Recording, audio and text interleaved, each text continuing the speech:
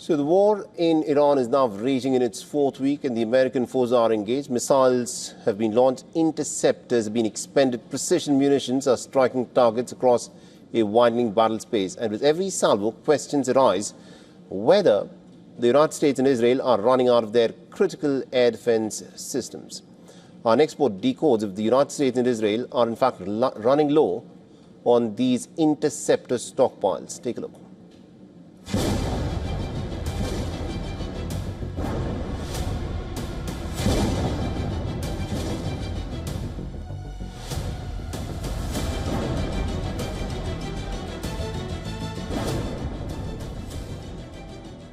And we're winning another one, I tell you. We're winning so big, nobody's ever seen anything like we're doing in the Middle East with Iran. And they are negotiating, by the way, and they want to make a deal so badly, but they're afraid to say it because they figure they'll be killed by their own people.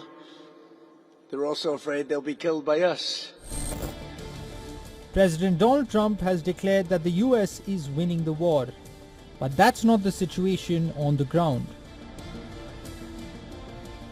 Iran is packing multiple waves of missiles to carry out deep strikes in Israel and US bases across the Gulf countries. From Ben Gurion Airport in Tel Aviv to Dimona, which is home to a sensitive nuclear facility, have been on Iran's target.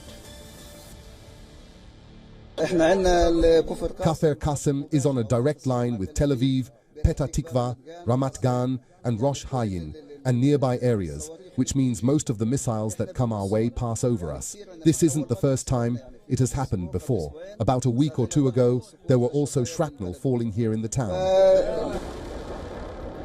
The extensive use of interceptor missiles by the US, Israel and the Gulf states to counter Iranian retaliatory attacks have raised questions about stockpile sizes, but the IDF claims it has enough stockpiles to sustain the war efforts.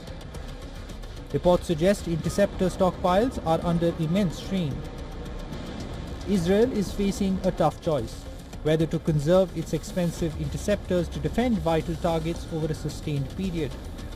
US Patriot systems have fired 943 interceptors in the first 4 days of Operation Epic Fury. Now, to put that in perspective, American factories need a year and a half to produce about 900 interceptor missiles.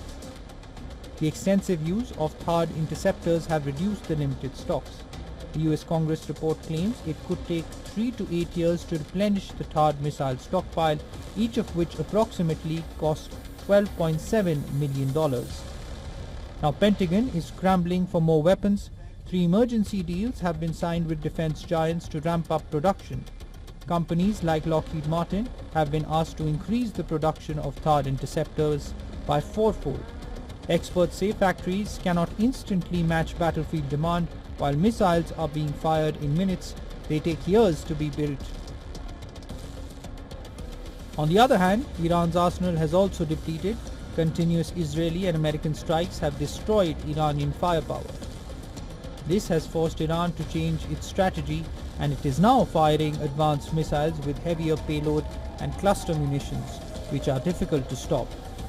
As Iran continues its barrage, the big question looms.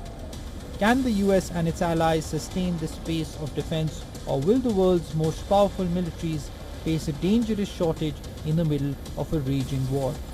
Bureau Report, WION, World is One.